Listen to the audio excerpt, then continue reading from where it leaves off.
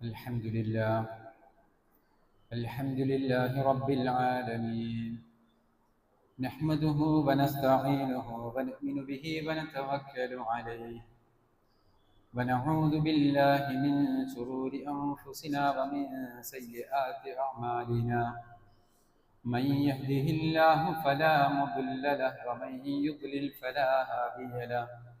وأشهد أن لا إله إلا الله وحده لا شريك له، وأشهد أن محمدًا عبده ورسوله أرسله بالهدى ودين الحق ليظهره على الدين كله ولو كره المشركون. اللهم صل على محمد وعلى آل محمد كما صليت على إبراهيم وعلى آل إبراهيم إنك حميد مجيد. اللهم بارك على محمد وعلى آل محمد كما باركت على إبراهيم وعلى آل إبراهيم إنك حميد مجيد. أما بعد فإن خير الكلام كلام الله، وخير السنن سنن محمد صلى الله عليه وسلم، وشر الأمور محدثاتها وكل محدثة بدعة وكل بدعة ضلالة وكل ضلالة في النار. أوصيكم عباد الله وإياي أولا بتقوى الله. أعوذ بالله السميع العليم من الشيطان الرجيم. يا أيها الذين آمنوا اتقوا الله حق تقاته ولا تموتن إلا وأنتم مسلمون. يا أيها الذين آمنوا اتقوا الله وقولوا قولا سديدا يصلح لكم أعمالكم ويغفر لكم ذنوبكم، ومن يطع الله ورسوله فقد فاز فوزا عظيما. بسم الله الرحمن الرحيم. ذلك ومن يعظم شعائر الله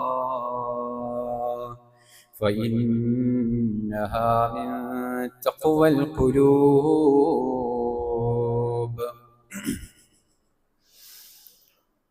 ഏറെ സ്നേഹം നിറഞ്ഞ സത്യവിശ്വാസികളെ, വിശ്വാസിനികളെ, സൃഷ്ടാവും സംരക്ഷകനുമായ അള്ളാഹുവിൻ്റെ വിധിവിലക്കുകൾ, നിയമനിർദ്ദേശങ്ങൾ ജീവിതത്തിൻ്റെ മുഴുവൻ സന്ദർഭങ്ങളിലും കാത്തു സൂക്ഷിച്ച് അല്ലാഹു സുബ്ഹാനഹു വ തആല നമ്മെ ഓരോരുത്തരെയും സദാ വീക്ഷിക്കുന്നുണ്ട് എന്ന ബോധത്തോടെ നമ്മെ വീക്ഷിക്കുവാനും നമ്മുടെ പ്രവർത്തനങ്ങളെ രേഖപ്പെടുത്തുവാനും റഹ്മാനായ റബ്ബ് അവൻ്റെ മാലാഖമാരെ നിശ്ചയിച്ചിട്ടുണ്ട് എന്ന ബോധത്തോടെ അവരോരോരുത്തരും നമ്മുടെ ഓരോരുത്തരുടെയും എല്ലാ തരത്തിലുള്ള നന്മകളും തിന്മകളും രഹസ്യവും പരസ്യവുമായ മുഴുവൻ പ്രവർത്തനങ്ങളും രേഖപ്പെടുത്തുന്നുണ്ടെന്നും അതൊക്കെ കൃത്യവും വ്യക്തവുമായി പാരത്രിക ലോകത്ത് ചോദ്യം ചെയ്യപ്പെടുമെന്നും അതിന് നാം ഓരോരുത്തരും തനിച്ച് റബ്ബിന്റെ മുമ്പിൽ മറുപടി പറയേണ്ടി വരുമെന്നുള്ള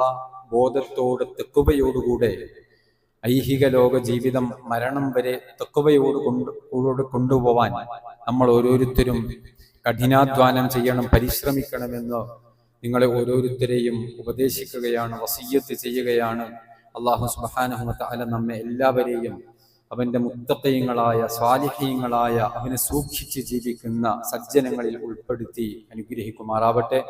പാരത്രിക ലോകത്ത് മുത്തഖീങ്ങൾക്ക് വേണ്ടി അവൻ തയ്യാറ് ചെയ്തു വെച്ച സ്വർഗത്തിൽ കുടുംബസമേതം പ്രവേശിക്കാൻ റഹ്മാനായ റബ്ബ് നമുക്ക് ഓരോരുത്തർക്കും തൗഫീഖ് നൽകി അനുഗ്രഹിക്കുമാറാവട്ടെ.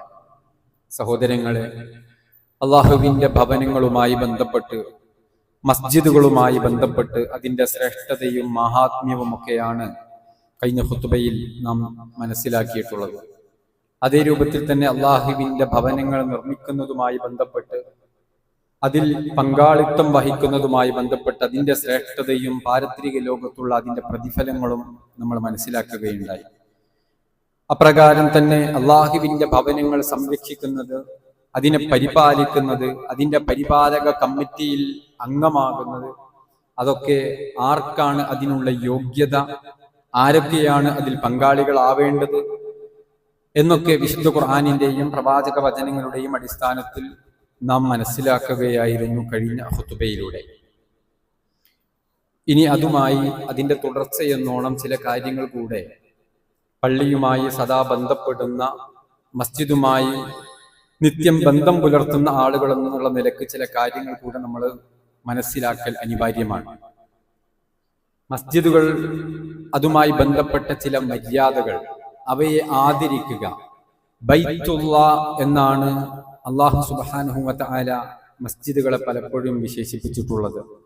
റസൂലുള്ളാഹി സ്വല്ലല്ലാഹു അലൈഹി വസല്ലമയും ഹദീസുകളിലൂടെ വിശേഷിപ്പിച്ചിട്ടുള്ളത് ബൈത്തുള്ള എന്നാണ്, അള്ളാഹുവിന്റെ വീട്, അള്ളാഹുവിന്റെ ഭവനം എന്ന അർത്ഥത്തിലാണ്. അത്രമേൽ മഹാത്മ്യം, അള്ളാഹുവുമായിട്ട് ചേർത്ത് പറയാൻ തക്ക രൂപത്തിലുള്ള മഹാത്മ്യവും ശ്രേഷ്ഠതയും മസ്ജിദുകൾക്കുണ്ട് എന്നർത്ഥം. അതുകൊണ്ട് തന്നെ അള്ളാഹുവിന്റെ വിശുദ്ധ ഖുർആനിൽ ഞാൻ ആദ്യം ഓതി വെച്ച സൂറത്തുൽ ഹജ്ജിലെ 32-ാമത്തെ വചനത്തിൽ അള്ളാഹു പറഞ്ഞതുപോലെ, വമൻ യുഅസ്സിം ശആഇറല്ലാഹ്, ആരെങ്കിലും അള്ളാഹുവിന്റെ ശിആറുകളെ, അവന്റെ അടയാളങ്ങളെ ആദരിക്കുന്നതായാൽ അത് ഫഇന്നഹാ മിൻ തഖ്വൽ ഖുലൂബ്, അത് എല്ലാവർക്കും ഉണ്ടാകുന്ന രീതിയല്ല. ഹൃദയത്തിൽ തഖ്വയുള്ള, അള്ളാഹുവിനെ സൂക്ഷിച്ച് ജീവിക്കുന്ന ഭക്തന്മാരായ ജനങ്ങളാണ് അള്ളാഹുവിന്റെ ശിആറുകളെ ആദരിക്കുന്നവർ, അള്ളാഹുവിന്റെ ഭവനങ്ങളെ ആദരിക്കുന്നവർ. മസ്ജിദ് ഒരു നാട്ടിലെ ഏറ്റവും വലിയ അള്ളാഹുവിന്റെ അടയാളമാണ്, അള്ളാഹുവിന്റെ ശിആറാണ് മസ്ജിദ് എന്ന് പറഞ്ഞാൽ. ആ മസ്ജിദുകളെ ആദരിക്കുക, അവിടെ പാലിക്കേണ്ട, മസ്ജിദുകളുമായി ബന്ധപ്പെട്ട് പാലിക്കേണ്ട മര്യാദകൾ പാലിക്കുക എന്നുള്ളതൊക്കെ ഒരു വിശ്വാസിയെ സംബന്ധിച്ചിടത്തോളം അനിവാര്യമായും അയാളുടെ ജീവിതത്തിൽ പുലർത്തേണ്ട കാര്യങ്ങളാണ്.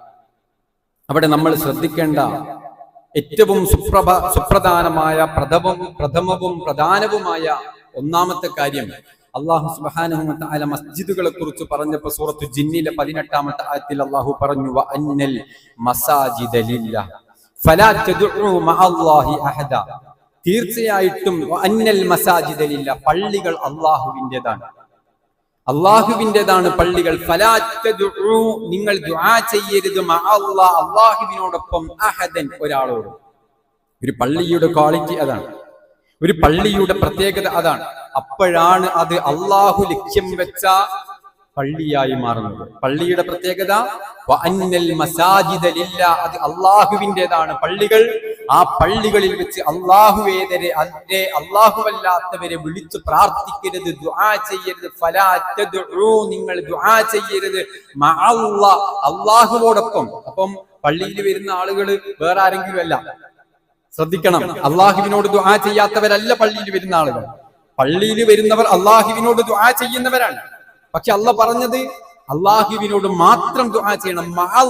അള്ളാഹുവിനോട് നിങ്ങൾ ദുആ ചെയ്യുന്നുണ്ട്, അതിന്റെ കൂടെ മൊഹീദ്ദീൻ ഷെയ്ഖിനോട്, അതിന്റെ കൂടെ ബദരീങ്ങളോട്, അതിന്റെ കൂടെ റസൂലുള്ളാഹിനോട് ഫലാ തദ്ഉ, നിങ്ങൾ ദുആ ചെയ്യരുത്, മഅല്ലാഹ്, അള്ളാഹുവോടൊപ്പം, അഹദൻ, അവിടെ ഒരാളും ഒഴിവില്ല, ഒരാളോടും ദുആ ചെയ്യരുത്. സഹോദരങ്ങളെ, എനിക്ക് തോന്നുന്നത് പള്ളിയുമായി ബന്ധപ്പെട്ട മര്യാദകൾ പറയുമ്പോൾ, അതുമായി ബന്ധപ്പെട്ട മര്യാദകൾ നമ്മൾ ചർച്ച ചെയ്യുമ്പം, ഒരു വിശ്വാസി ഒരു പള്ളിയോട്, മസ്ജിദിനോട് കാണിക്കേണ്ട മര്യാദയിൽ ഏറ്റവും പ്രഥമവും പ്രധാനവുമായി ശ്രദ്ധിക്കേണ്ടത് ഇതാണ്. പള്ളിയിലേക്ക് കയറുമ്പം എന്ത് ചെല്ലണം, പള്ളിയിൽ എന്ത്, ഇതൊക്കെ മര്യാദകളായി റസൂലുള്ളാഹി സ്വല്ലല്ലാഹു അലൈഹി വസല്ലം പഠിപ്പിച്ചിട്ടുണ്ട്. പക്ഷേ ഒരു വിശ്വാസി തന്റെ ജീവിതത്തിൽ ഏറ്റവും ഗൗരവത്തോടുകൂടെ പരിഗണിക്കേണ്ട, വിശുദ്ധ ഖുർആനിൽ അല്ലാഹു സുബ്ഹാനഹു വ തആല പള്ളിയുമായി ബന്ധപ്പെട്ട മര്യാദകൾ സൂചിപ്പിച്ചപ്പോൾ ഏറ്റവും ഗൗരവത്തോടുകൂടെ പറഞ്ഞതും ഓരോ വിശ്വാസിയും ഗൗരവത്തോടുകൂടെ പരിഗണിക്കേണ്ടതുമായ വിഷയം ഇതാണ്. പക്ഷെ ഇത് ഇന്ന് പലപ്പോഴും പള്ളികളിൽ പോലും പരിഗണിക്കപ്പെടുന്നില്ല.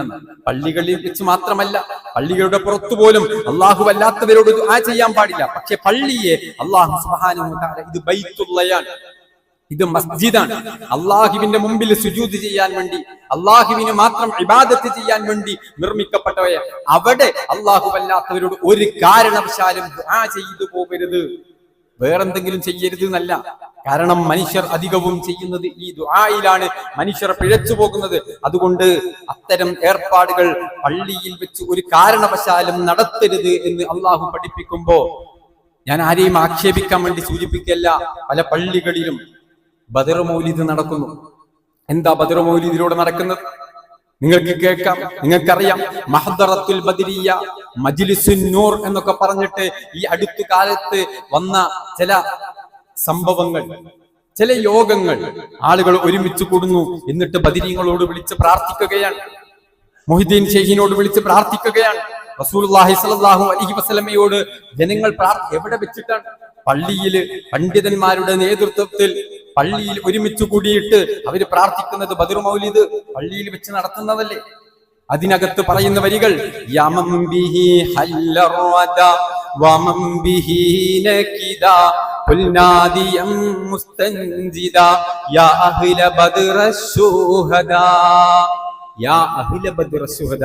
ഷഹീദുകളെ, ബദരീങ്ങളെ ഞങ്ങൾ രക്ഷിക്കണേ എന്ന് ബദരീങ്ങളോട് പ്രാർത്ഥിക്കുകയാണ്. എന്റെ പ്രയാസങ്ങൾ, എന്റെ ബുദ്ധിമുട്ടുകൾ ഇതൊക്കെ നിങ്ങൾക്കറിയാലോ. അങ്ങനെ വരുന്ന സമയത്ത്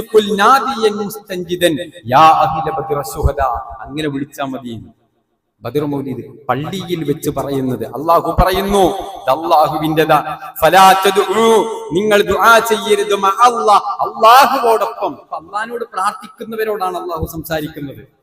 അള്ളാഹുവിനെ അറിയുന്നവരോടും അള്ളാഹുവിനോട് ദുആ ചെയ്യുന്നവരോടുമാണ് അള്ളാഹു സംസാരിക്കുന്നത്. അവരോടാ പറയുന്നത്, നിങ്ങൾ അല്ലാത്തവരോട് ദുആ ചെയ്യരുത് എന്ന്. നോക്കൂ, ഇതുപോലെ ഖുതുബിയത്ത് പള്ളിയിൽ വെച്ച് നടത്തും. ലൈറ്റ് ഓഫ് ആക്കിയിട്ടും ലൈറ്റ് ഓഫ് ആക്കാതൊക്കെ വെച്ച് നടത്തും. അതിനകത്ത് എന്താ ഉള്ളത്? യാ സയ്യിദി സനദി ഗൗസി വയാ മദദി കുല്ലി വഹീറൻ അലൽ അഅദാഇ ബിൽ മദദി മുജീറ ഇർദി വഖുദ് ബിയദി മദാ മുദദി ഖലീഫത്തുല്ലാഹി ഫീനാ മുഹിയദ്ദീനി. ഖുതുബിയത്തിന്റെ വരികളാണ് സഹോദരങ്ങളെ. ഇതൊക്കെ പറയുമ്പം ഏറെ സങ്കടകരമാണ്. ഇതൊക്കെ പള്ളിയിൽ നിന്നാ പറയുന്നത്. എന്താ പറയുന്നത്?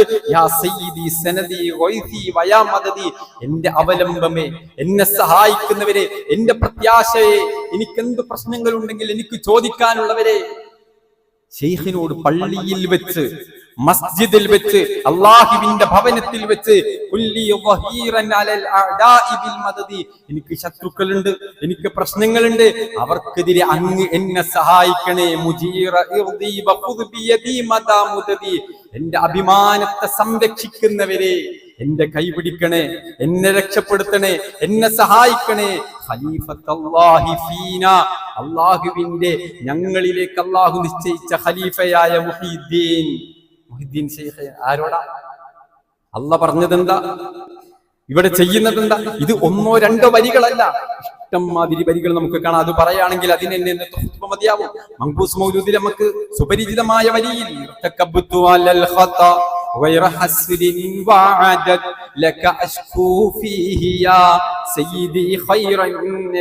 ആരോടാണ്? പാപങ്ങൾ പുറത്തുതരാൻ ഒരുപാട് തെറ്റുകൾ ചെയ്തു പോയിട്ടുണ്ട് നബിയെ. ആരോടാ?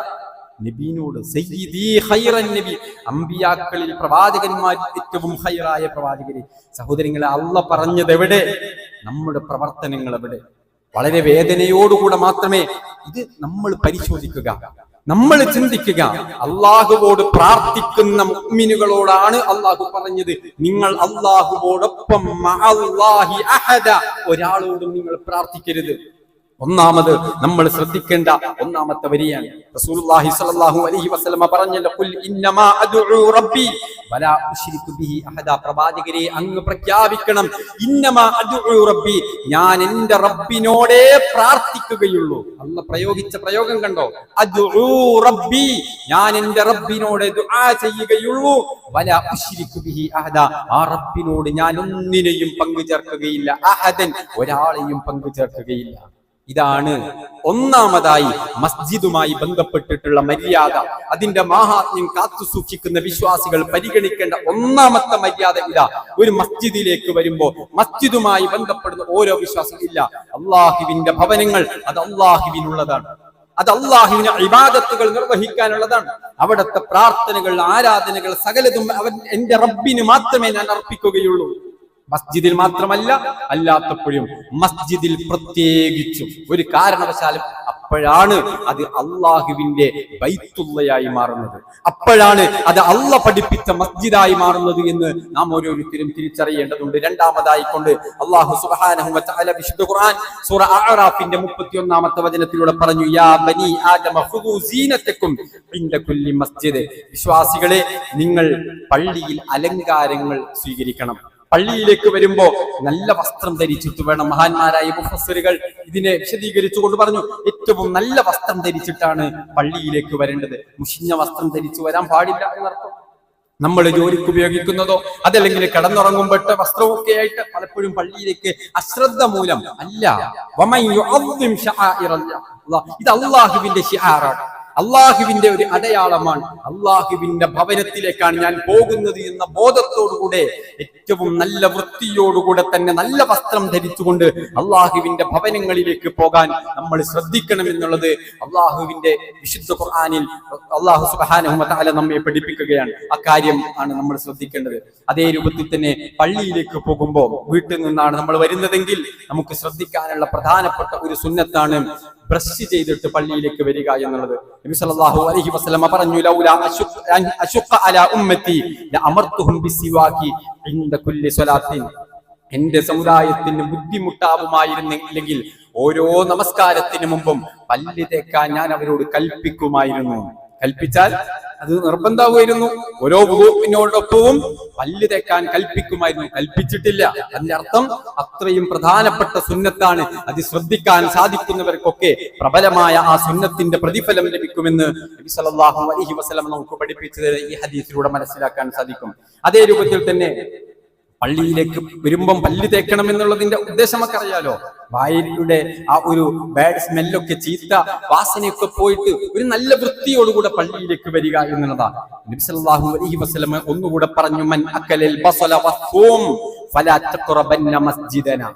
നോക്കൂ, നബി സല്ലല്ലാഹു അലൈഹി വസല്ലം പറയാം, ഒരാൾ ഉള്ളി, ചെറിയുള്ളിയോ അതല്ലെങ്കിൽ വലിയുള്ളിയോ അതല്ലെങ്കിൽ ഈ വെളുത്തുള്ളി അത്തരത്തിലുള്ള സൂം അതൊക്കെ കഴിച്ചാൽ ഫലാ തഖറബന്ന മസ്ജിദന, നമ്മുടെ പള്ളിയിലേക്ക് അയാൾ വരരുത്.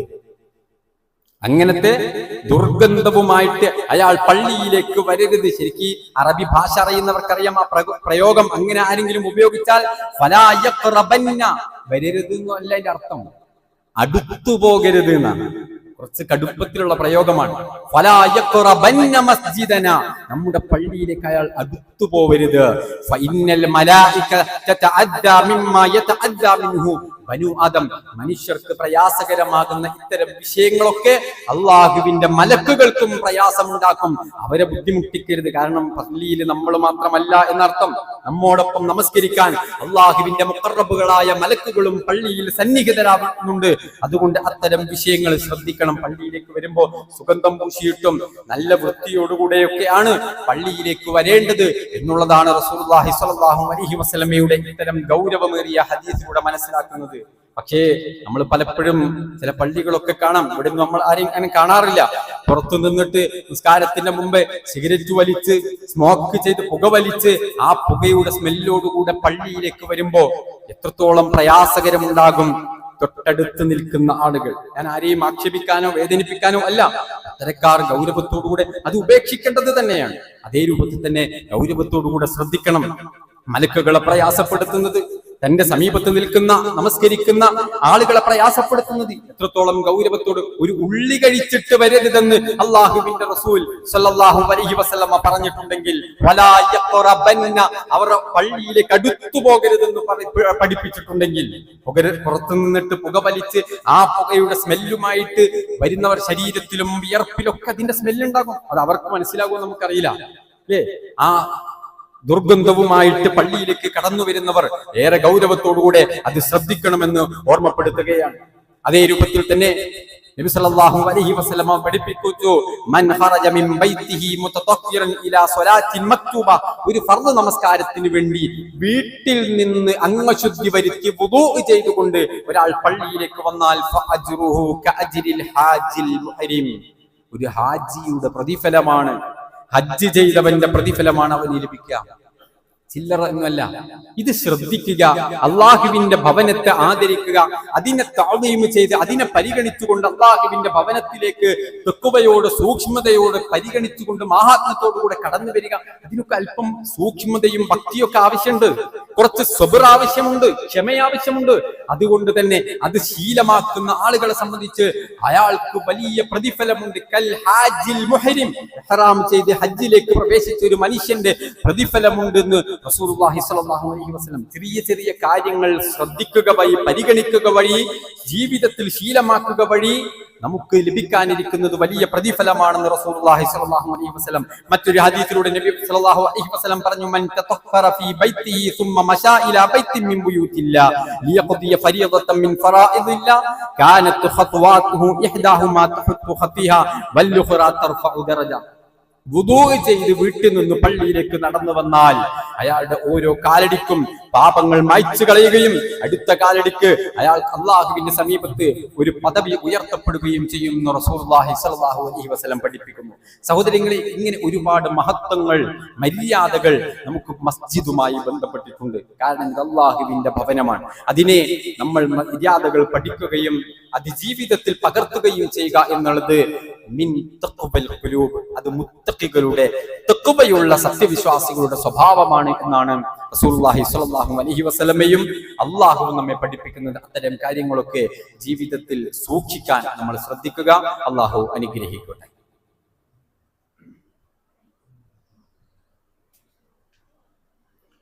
അൽഹംദുലില്ലാഹി റബ്ബിൽ ആലമീൻ. അല്ലാഹുമ്മ സ്വല്ലി അലാ മുഹമ്മദിൻ വഅലാ ആലി മുഹമ്മദ്. ഒരിക്കൽ കൂടെ അള്ളാഹുവിനെ സൂക്ഷിച്ച് ജീവിക്കണേ എന്ന് എല്ലാവരെയും ഓർമ്മപ്പെടുത്തുകയാണ്. മസ്ജിദുമായി ബന്ധപ്പെട്ട് നമ്മൾ ശ്രദ്ധിക്കേണ്ട മറ്റൊരു കാര്യം, വീട്ടിൽ നിന്നും പള്ളിയിലേക്ക് ബാങ്ക് കേട്ടാലും ചുറ്റുഭാഗത്തുള്ള ആളുകൾ ചിലപ്പോ തങ്ങൾ ചെയ്ത ജോലിയുമായി ബന്ധപ്പെട്ട് വ്യാപൃതരാകും. പിന്നെ ഇഖാമത്ത് കൊടുത്ത് നമസ്കാരം തുടങ്ങിയിട്ടാണ് പിന്നെ ഒരു വരവാണ്. അത് നമ്മൾ ശ്രദ്ധിക്കണമെന്നുള്ളതാണ്. നേരത്തെ തന്നെ പള്ളിയിലേക്ക് വരിക.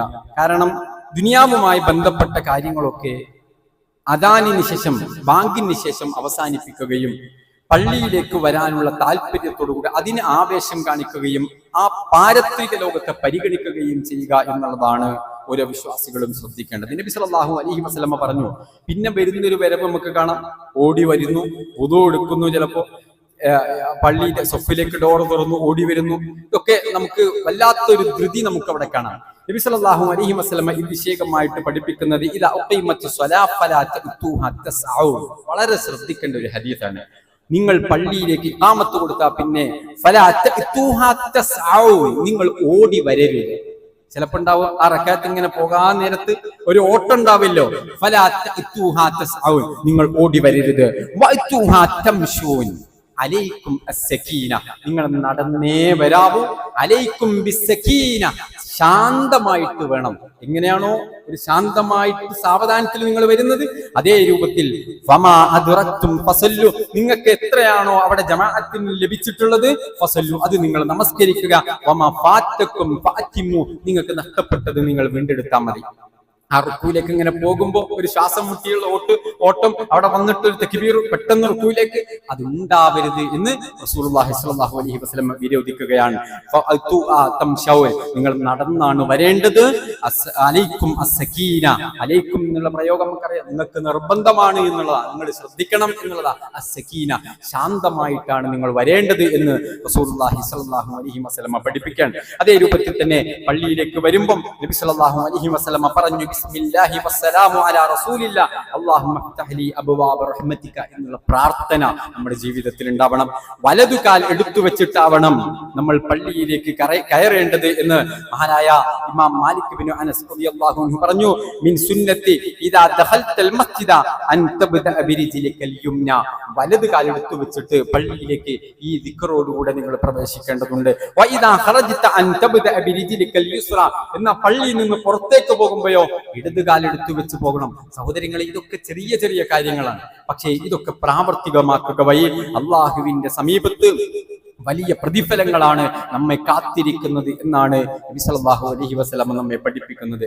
ഖുർആൻ നമ്മെ പഠിപ്പിക്കും. കാരണം അള്ളാഹുവിന്റെ മസ്ജിദുമായി ബന്ധപ്പെട്ടതാണ്. നമ്മൾ അങ്ങാടിയിലേക്കോ ഒരു ഷോപ്പിങ്ങിനോ മറ്റേതെങ്കിലും കാര്യത്തിനല്ല നമ്മൾ പോകുന്നത് എന്നൊരു ബോധവും ആ ഒരു സൂക്ഷ്മതയും ആ ഒരു തഖ്വയും ഒക്കെ നമ്മുടെ ജീവിതത്തിൽ ഉണ്ടെങ്കിൽ അതുല്യമായ പ്രതിഫലങ്ങൾ, അനന്യമായ പ്രതിഫലങ്ങൾ അള്ളാഹുവിന്റെ ഭാഗത്തു നിന്ന് നമുക്ക് ലഭിക്കാൻ കാരണമാണ് ഇത്തരം സൂക്ഷ്മതകളും ശ്രദ്ധയുമൊക്കെ എന്നാണ് ഖുർആനും ഹദീസും നമ്മെ പഠിപ്പിക്കുന്നത്. അത്തരം വിഷയങ്ങളിലൊക്കെ ജാഗ്രത പാലിക്കാനും സൂക്ഷ്മത പാലിക്കാനും തഖ്വയോടുകൂടെ ജീവിക്കാനും നമ്മൾ ഓരോരുത്തരും ശ്രദ്ധിക്കുക.